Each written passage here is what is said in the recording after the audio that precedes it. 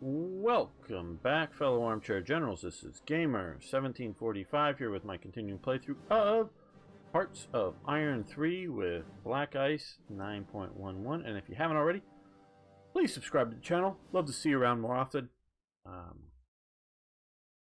So just hit that subscribe button. And if you really want to be notified or have a chance of being notified, hit the little bell button. But if you don't want to be notified, don't do it. Don't want to bug you if you're not interested in watching things when they first come out, because that can get overly annoying.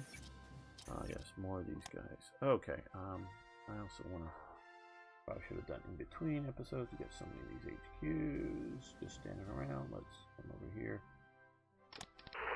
Okay, this is, oh, we have our fuel, sure, okay, our motorized training school, which we have a bunch of transport vehicles if we wish to attach them to somebody. See how long we can resist doing that.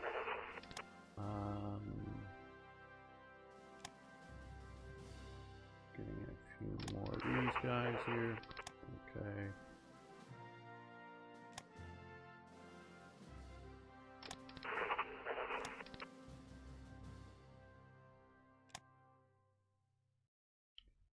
Which will be useful for occupying Poland. Okay, the Hares waft an amp G41. Okay, before we saw the development of a shorter cartridge for an assault weapon type thing, but the Army Arms headquarters, that's the building at least it was in. I don't know if it's single purpose of that, but it's one of the Hares headquarters.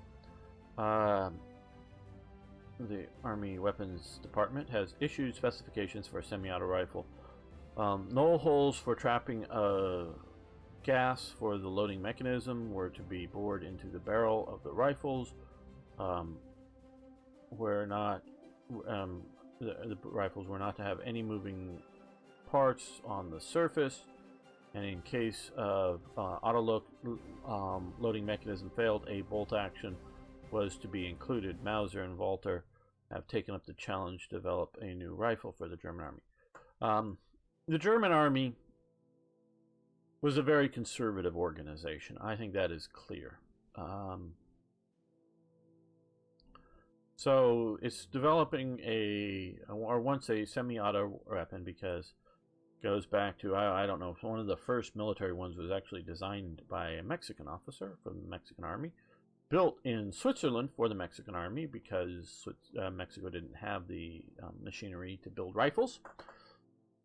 And there has been, Madsen in Denmark built a semi-auto rifle, just vaguely based off of their light machine gun. You sort of look at it, you can sort of tell it has a similar sort of type thing. And there have been the French had a semi-auto rifle for World War I, didn't make too many of them, and it's sort of been going around. The Soviets has the SVT-40, and so they sort of know about some of these other ones going around. Obviously, you have the M1 Garand, you have the M1 Carbine, and these are all being developed, and they're vaguely aware of some of those productions. I say vaguely because I don't know that they ever got their hands on either a good manual or a good sample of it before the Americans entered the war, but they sort of know what's going on, because it isn't any sort of state secret, though they're not necessarily early on letting every spy out there who wants to get their hands on one to do so either, at least in the early stages. And you can look back to John Browning made some nice semi-auto rifles back around the turn of the century and a little bit beyond, and those are often sort of calibered, sort of like the M1 Carbine, sort of a hopped up pistol type cartridge, as opposed to a full powered military rifle. And that's part of the thing is the Germans, they had the MP-18 and they built other submachine guns. They knew what a semi-auto thing would be. It just making one work with what they thought would be, or they think is the proper rifle caliber type thing takes a lot more to build in, because you have a lot more pressure on a weapon like that.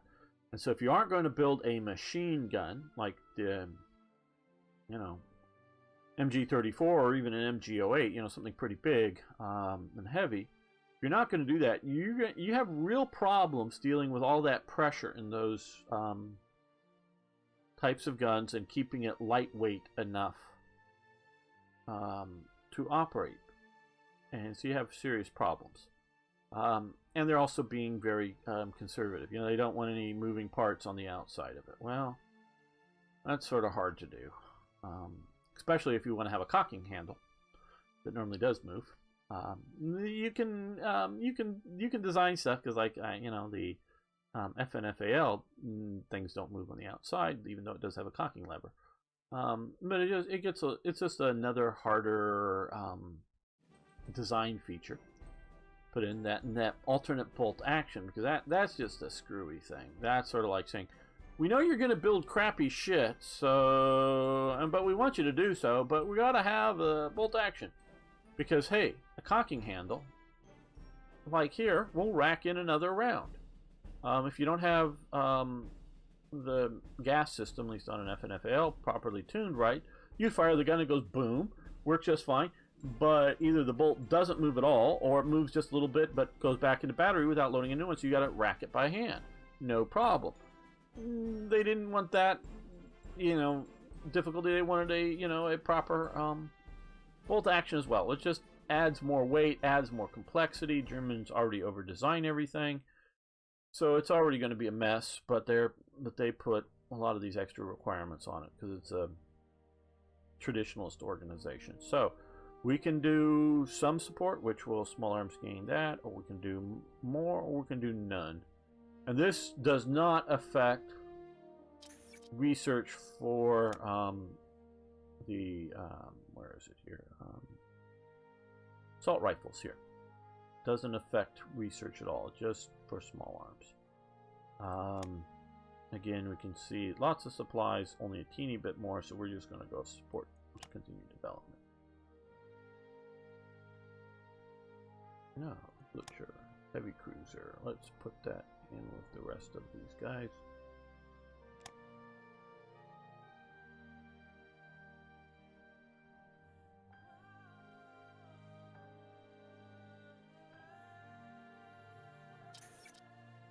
Oh, the Vienna Spring Fair. Because of the start of the war, the Berlin Auto Show is canceled because it's meant to show off German automotive stuff to Germans, most assuredly, because they live in Berlin and Germans are going to do that. But it's also meant to show it off to an international audience, as well as get international car participation into Germany to show off what they're doing.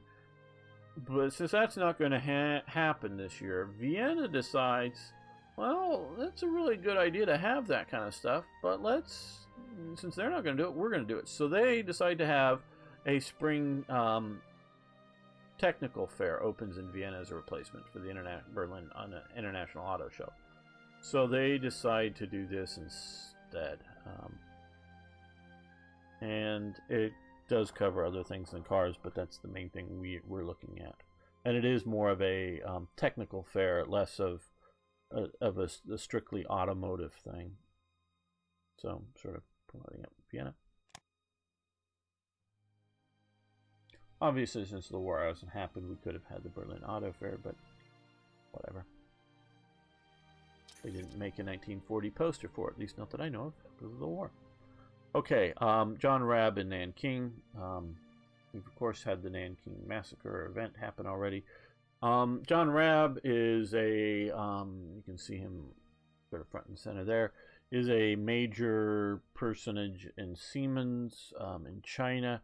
He is part of this international committee that tries to save, let me say how many people, tens of thousands of people they get into their buildings and save. And then he comes back to Germany and tries to publicize how terrible the Japanese were, and which damages our relations with Japan. You can read about that in more detail if you wish. Oh, there we go. Now we have a full range. I think we just got enough metal there. Okay, now let's take a look and figure out which we want to do. Next, okay, collective farms, no, because that's above that, isn't it? So we do police building, which reduces revolt risk, which does sort of settle if we didn't do the, maybe we should have done that instead of doing the appease them. Party to palace, ruling party support, which is nice, but reduces our money. I think it's Imperial War Ministry is what we want to do. Land organization, air organization, naval organization, reinforced bonus. That just looks like a sweet setup there. Imperial Foreign Ministry is nice as well. And Central Intelligence, Research Efficiency. Yeah, we're going to go here. We're going to go Imperial War Ministry. No. Here, okay. Yes, top one. Imperial War Ministry. There we go. Build this, and yes, it needed metal. That's what it needed. We're trying to import as much as we can.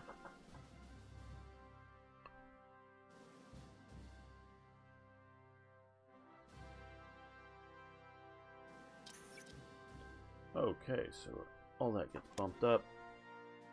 We're going to decide not to sell Switzerland 109s. They can get them from, they can get their fighters from France if they want. Remember, I did it with Sweden in hopes of improving relations. Okay, Panzerkampfwagen Bunch, which is by Hauptmann Kurt Kaufmann. Was published in 1940 by Verlag Offenwart in Berlin. The book is a training guide for German panzer crews. It is illustrated throughout with many right and wrong pictures, maps, etc. This will help train our panzer force. So it's like park your tank here and not like here kind of things is what they're sort of doing. Now I've also read that when Guderian with the early panzer division or divisions that he was commanding and forming, he went to every single company and got all of the officers and all of the NCOs from each of those companies, but company by company, not like, oh, we're getting 5 companies in. No, company by company, he got in and met with all of them in a group.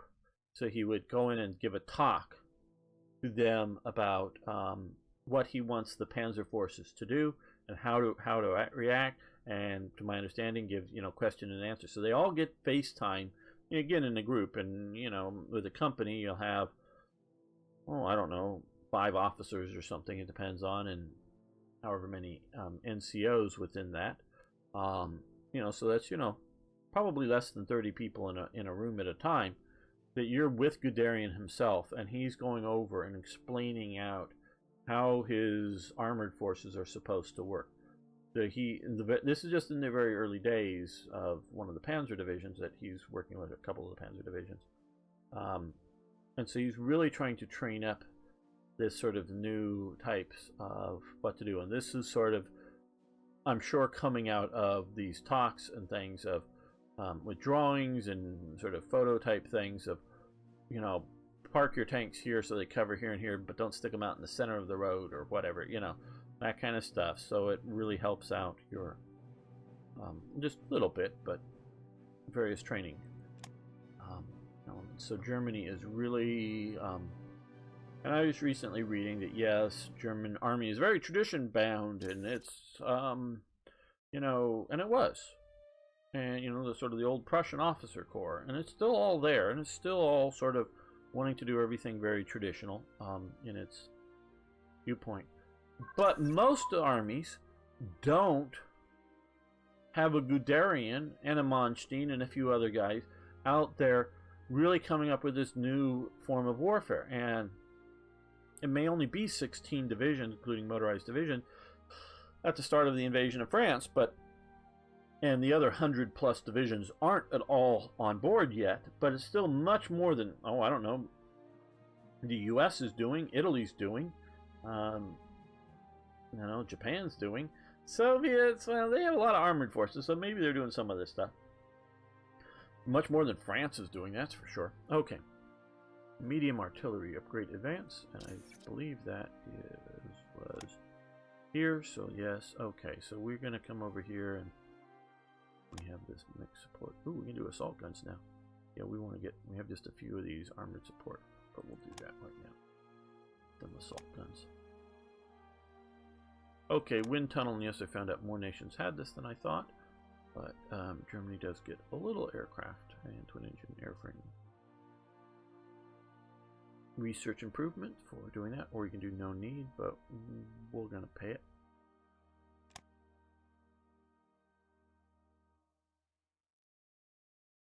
We're losing our non-aggression status of the Soviet Union in July. Well, I think we're getting ready for our invasion really soon here.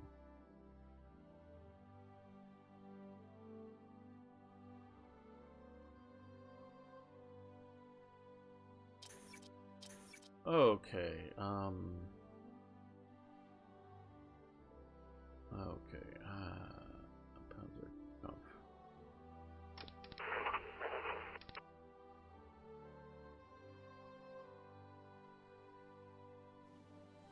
Kempf. I'm keeping these guys, and so I have that already tuned to A. So we're not going to lose that. I'm keeping them for various reasons. And it may be thwarting the plans of the developers, but I don't really consider it cheating.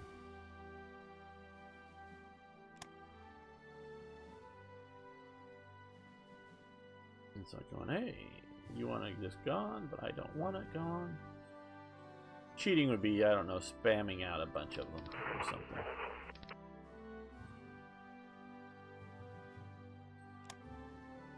Yes, I really just like cop groups. Okay, anti-tank. Advance. Okay, that one. Just have a couple of these, but let's come over here and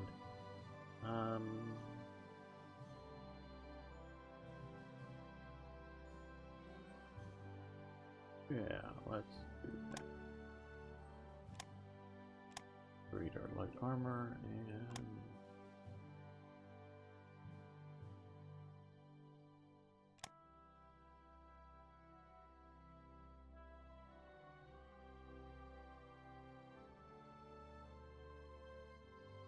okay, I guess we can sort of do this now. I want to sort of show off, because I get from various people, is X enough divisions that you need at some point? And part of it is, I know they're just looking at, you know, how many divisions you have in production versus, well, do I want more aircraft or more ships, or should I be building more ICs? Or one thing we've done some of, but not a lot, is I think we've done some, haven't we? Yeah, some radars.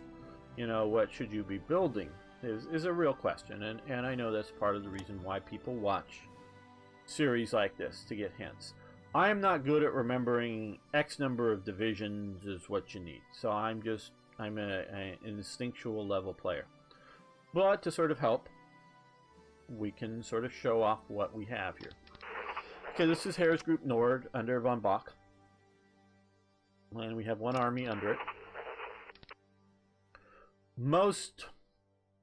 Probably the best core in real life, best core setting is 3 divisions. That's probably the best, the idea. So a corps commander can easily manage 3 divisions, and the corps staff can easily manage 3 divisions. Now we have a lot more corps, and we're not using a lot of them, because if all of these are in action, they're going to increase Bausch up quicker in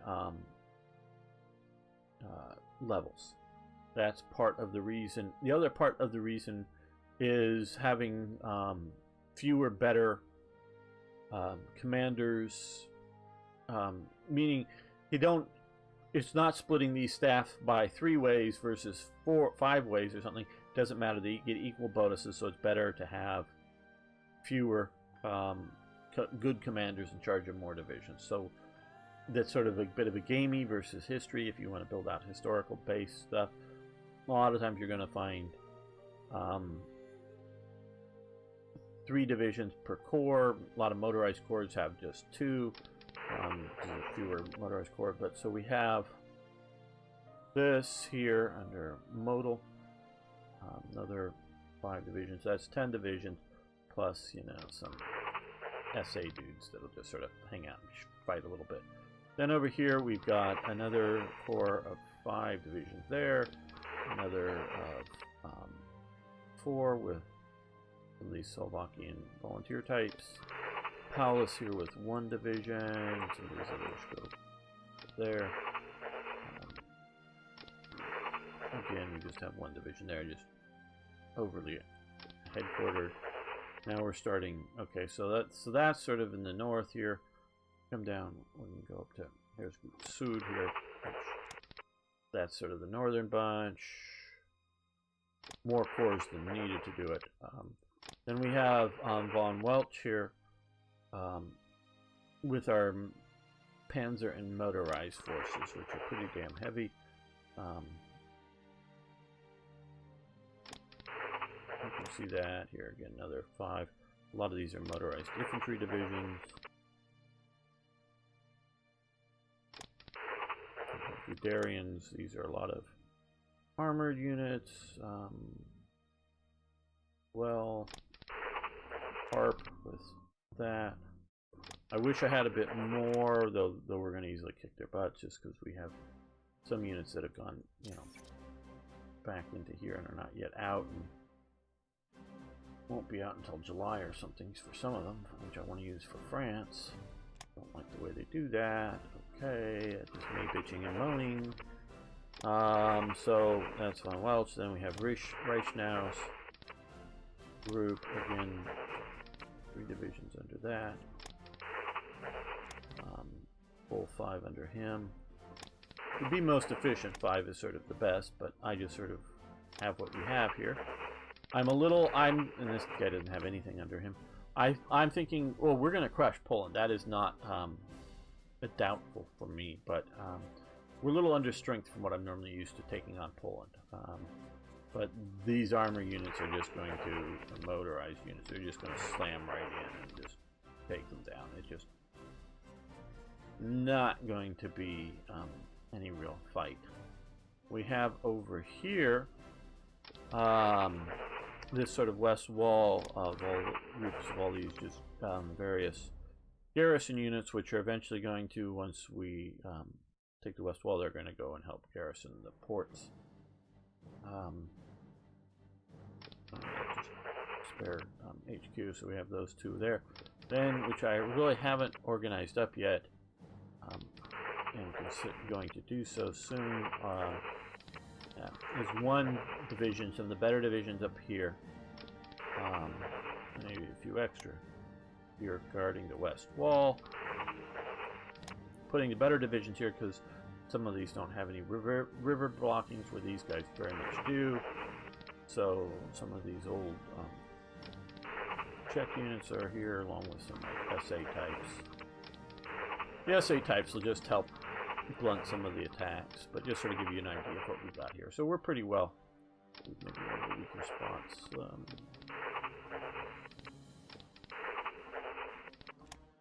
I want to maybe reduce that sound. So that's sort of how we're organized here. We also have a corps sitting up here for getting ready for the Netherlands. Now we also have up here, we're hearing that a lot, a bunch of Jaeger divisions, which I thought I sent an HQ up here. Did I for them? Yeah, this guy here. Okay, so we have that's the 42nd. Okay, I'll just walk through.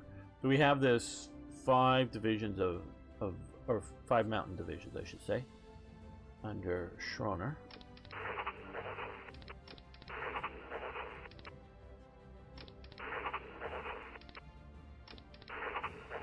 going to turn that sound down. That's just getting a little annoying. Audio effects volume.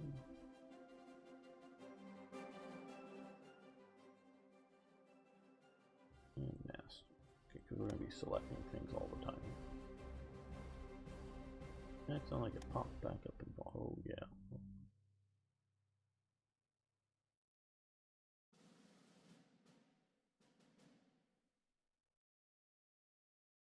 Okay.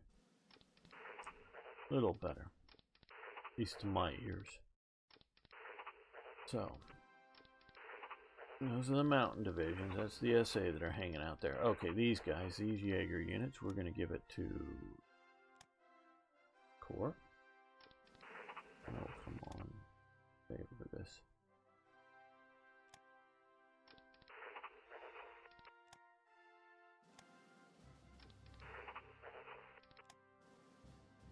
The only thing negative about using this Corps is that it will use gas as opposed to have a non-motorized HQ. Now these guys here, I'm going to give it to this. I'm going to rename that. Someday I'm going to rename it. Just built these guys here, sort of like I know we're going to be getting a lot of garrison units from revolverheld to garrison Norway. Just a little worried about what. Sometimes the AI will detect empty ports and might come in after that. Okay, so you're all filled up. So we got those guys with some leadership elements there. Let's give this. Who would be Rommel? He'd be good for that, but Brow Hitch. Well,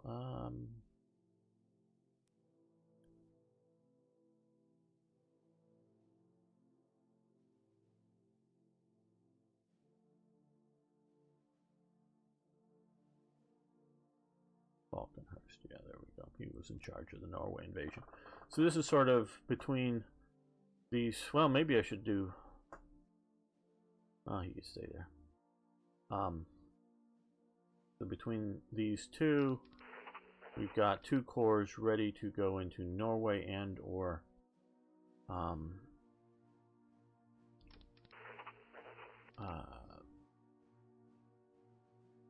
Denmark here. We're going to take these guys. They're not very good, but we're going to come up and hold down the border with them. Let's attack a couple of these headquarters. Just it'll reduce the number of excess HQs just hanging out over here by doing this.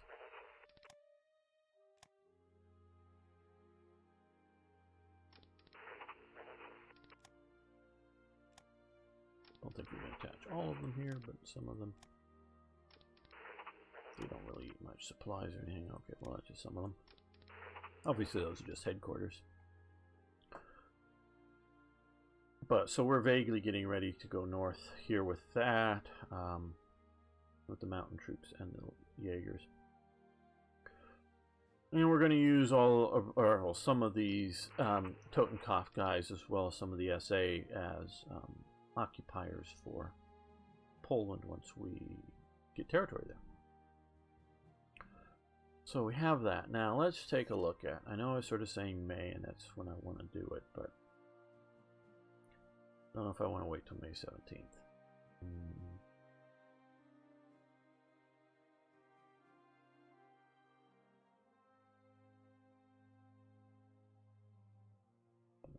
16th we'll get another fighter unit. These guys aren't even produced right now. And I'm also looking at, by going to war, I'll be able to go to heavy industry. I'll be able to reduce the needs of some of that down here by a lot. Okay, well, in preparation for that possibility of going to war, we're going to come here. Let's click Navy. Can you come out to here? No, not that far. Even that far. There we go. Convoy readings. Stance. Passive. It just means that once you passive is probably the wrong word, but it does sort of mean that once you get enough damage, disorganization, or similar sorts of things, come back home for repair and reorganization. Okay, let's... These guys also up to Emden. They'll be able to put...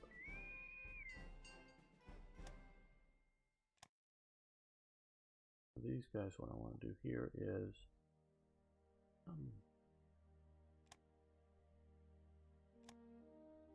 there's convoy raid out there.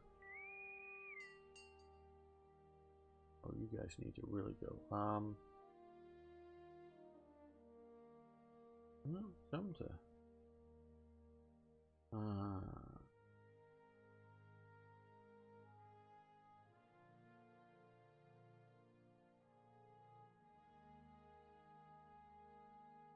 Well, come out to here, maybe.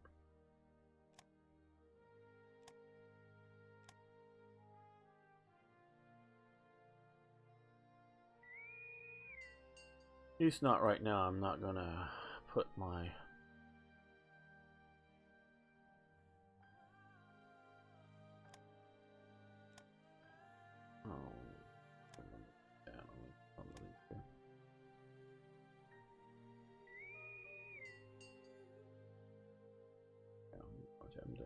Okay.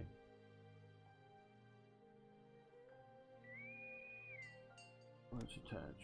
Oh no.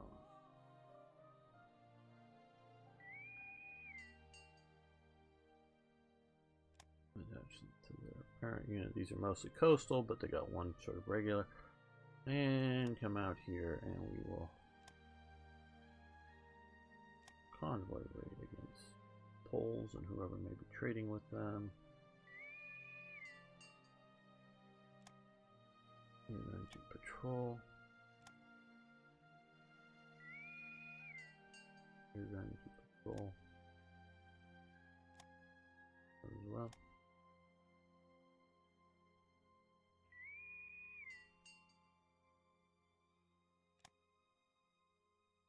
You're going to actually convoy raid anything that's moving in there. Okay, that's good. Those get a chance to get out a little bit more. Okay, form the, what is that? 44th, sure.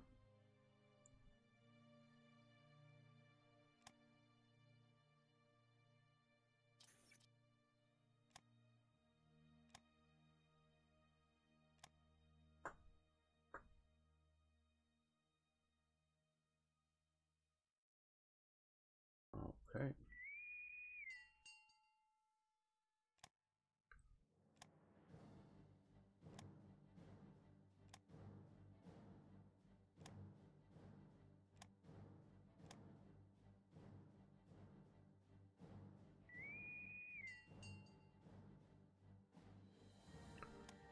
Bay of Biscay. Oh, we need to do this. We're getting on some of those. Oh well. No, well, we're not going to war yet, so. Der Deutsche Sir Erheisner. The German Educator is the official Reichsgazette for the NS Lehrbund, the NSLB, or also the Nazi Teachers Organization, which would be National Socialist Teachers Organization, under the leadership of Fritz Wachsler. We must have the teachers teaching our kids the National Socialist ideology as a common core. Yeah, it's sort of a dig on a modern American politics over this new common core stuff going on, but yeah. But that's very much what they were doing. Again, early event that is sort of more informational than game affecting. I was advised that even a minor effect is preferable for most events like that. Let's see. Okay, like as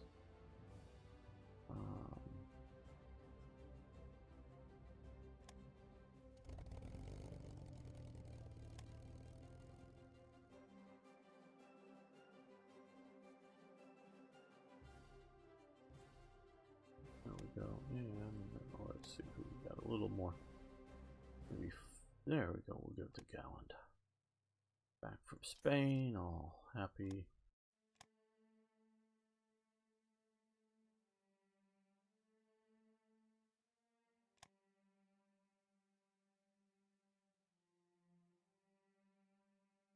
Yes, we're almost 200 a day coming up, so that'll be pretty quick.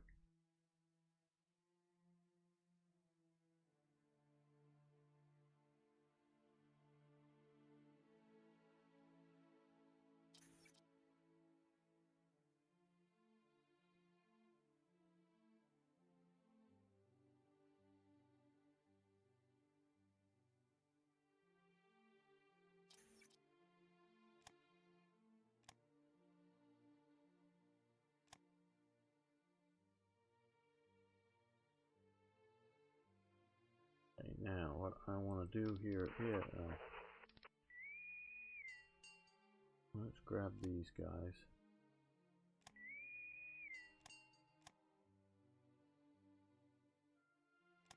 We're going to send them here.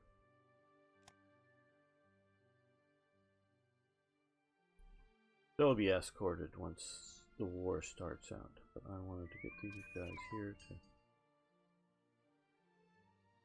sit out there for the moment. Move order. Ready to block any move. By the polls. Okay, engineers upgrade. Very good.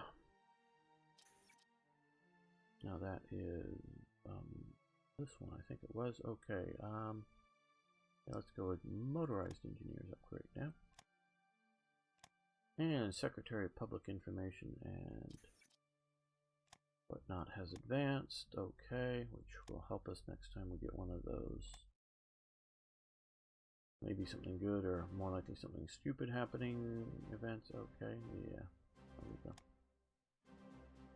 That improves our leadership, but cuts our manpower a little bit.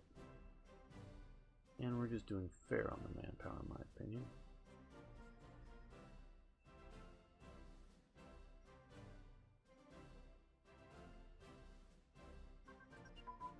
Okay, industrial production has advanced. That is most assuredly good, and we will stop that. That's too far. In advance. To do so efficiently.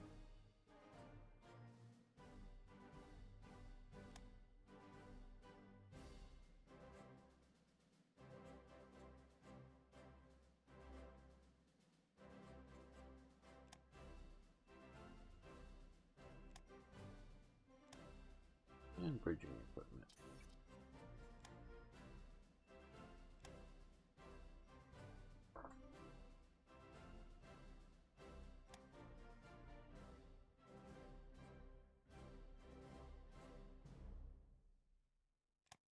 Let's do that. Get those guys up there. There's some medium bomber prototypes. Very good. Yes, grayed out.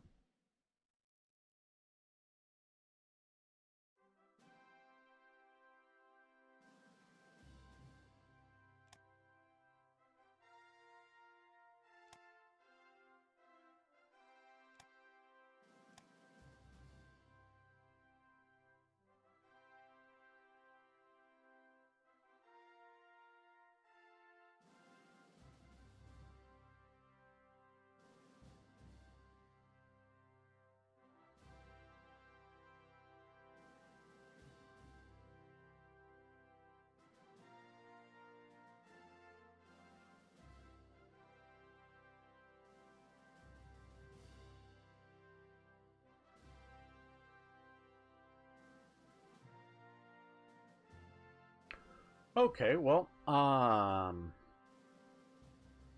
think we're going to end the episode here.